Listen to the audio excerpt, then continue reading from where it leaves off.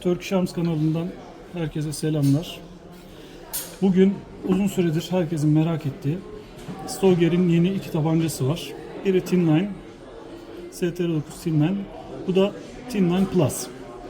Şimdi bunlara sanıyorum ilk videoları olacak. Daha önce fotoğraflarını paylaşmıştık. Bunların ne farkı var? Avantajı ne? Diğerlerine göre farkları ne? Şimdi tek tek onları göstereceğim. Önce Thinline'dan başlayalım. Şimdi şarjörü bu. Şimdi şu açıdan gösterelim. Önce tabanca. Ben mikro kompakt kullanıcısıyım. Tabanca kabze kalınlığı mikro kompaktla aynı ama kabze uzunluğu da biraz daha uzun. Yani küçük ve orta elli bir kullanıcının rahatlıkla kavrayabileceği bir kabze yapısı var.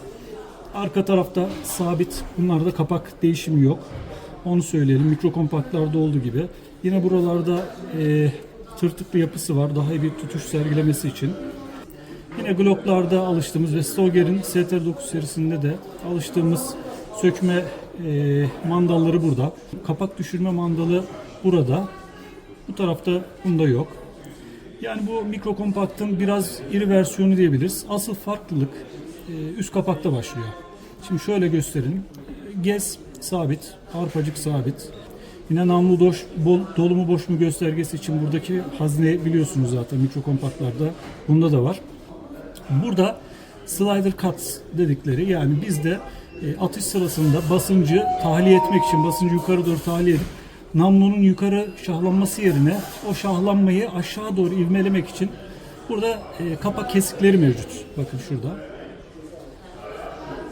Bunda namlu, peki namlu nerede? Onu da göstereyim. Bakın namlunun ucu tam burada görünüyor mu bilmiyorum ama tam şurada. Yani parmağım şu anda değdi.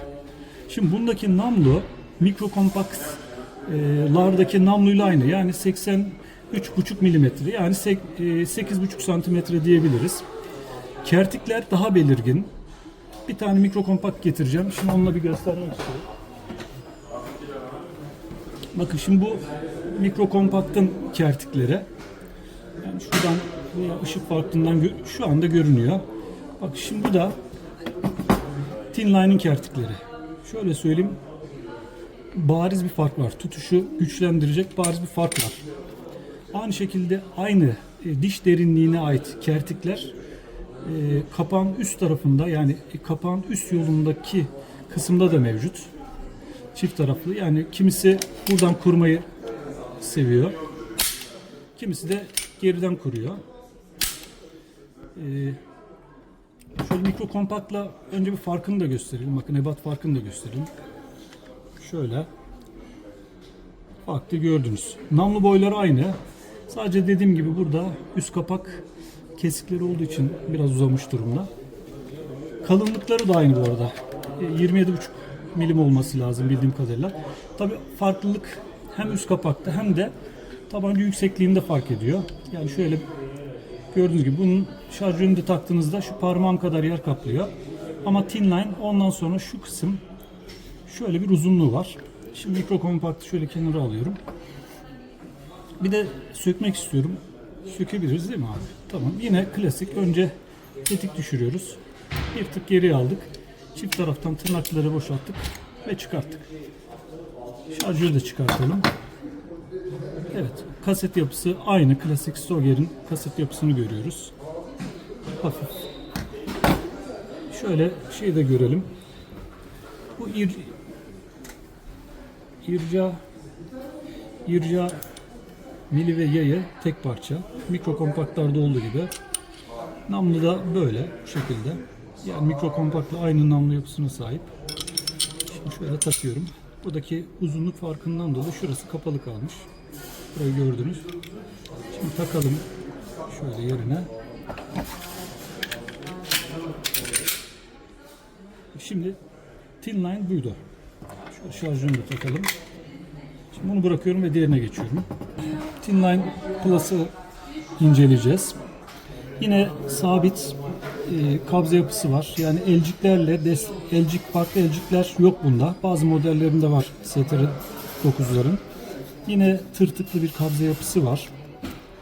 Kolay tutuşu sağlamak için şöyle dip biraz daha uzun şarjör var. Bu 16'lık bir şarjör sanıyorum. Evet. Şöyle göstereyim. Bu 16'lık şarjörü. Tam şarjör demişken şarjör yayına da bir bakmak istiyorum. Şimdi mikro kompaktların şarjörleri biraz sertti. Parmaktan oynuyor. Bu biraz daha yumuşak. Evet. Ben şu kısımdan bile anlayabiliyorum. Yani Thinline Plus ve Thinline alacak arkadaşlar şarjörlerinin mikro kompakta göre biraz daha yumuşak olduğunu bilsinler. Onu söyleyelim. Yine tetik yapısı Thinline'da olduğu gibi elips. Şöyle göstereyim. Bakın bunda yuvarlak. Düz bir tetik yapısı yok. Bunda da aynı şekilde tetik emniyeti de var. Her ikisinde de var bu. Onu da söylemiş olalım. Şimdi yine tetik korkulu üzerinde tutuşu kolaylaştıracak bir tırtıklı yapı var. Kimi atıcılar bu şekilde parmağını koyuyorlar. Basıncı önlemek için, desteklemek açısından. Bu mikro kompakta da vardı. Thinline serisinde de devam ediyor. Bakın Thinline'da var. Plus modelinde de var. Şöyle kapak düşürme mandalı burada. Diğer tarafta yok. Yani şöyle söyleyeyim. Alt kısım polimer gövde Thinline ve Thinline Plus aynı. Şimdi farklılık üst kapakta başlıyor.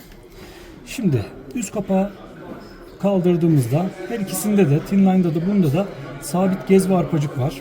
Namlu dolu boş göstergesi var. Yine kertik yapıları aynı. Kuvvetli kertikleri var. Peki asıl fark nerede? Şimdi bunda Thinline'da şurada kesikler vardı. Bunda yok. Bunda şöyle bir avantaj var. Onu bizzat göstermek istiyorum. Şimdi şarjörü bir çıkartayım. Şöyle söküyorum. Bakın söktüm.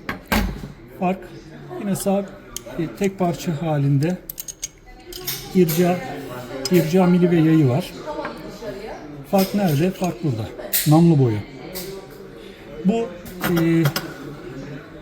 yaklaşık 98,5 milim, yani 10 santime yakın bir namlusu var. Diğerini de bir göstermek istiyorum. Şöyle onu da bir göstereyim.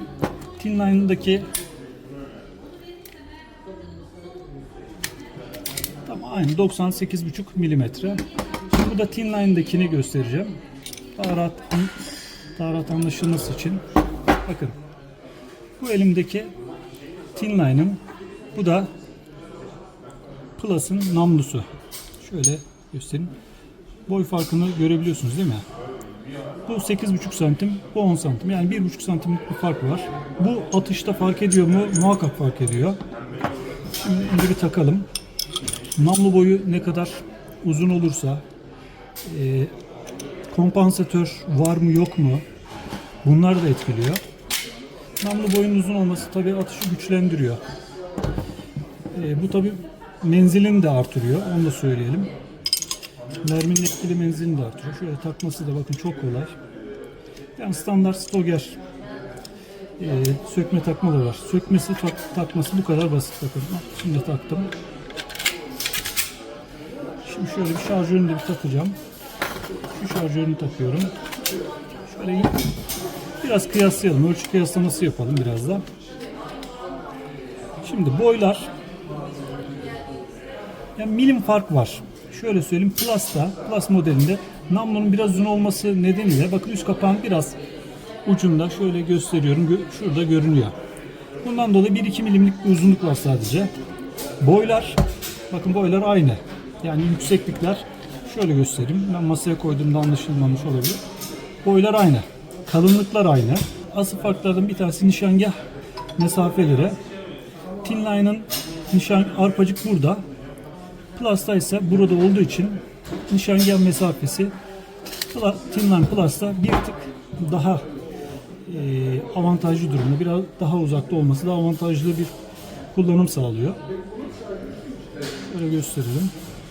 Her ikisinde de 14, 14, 16. Yani 3 şarjör geliyor. Bunu söylemiş olalım. Bir de mikro kompaktı da yanına getirip son bir göstermek istiyorum. Şöyle. Bakın yani mikro kompakt alacak bir kullanıcı bir tık daha iri bir konfor, aynı kalitede biraz daha konforlu bir atış arzusu, talebi varsa Thinline Plus'ı veya Thinline'ı tercih edebilir. Kanala abone olup yorum yapmayı ihmal etmeyin. Teşekkür ederim.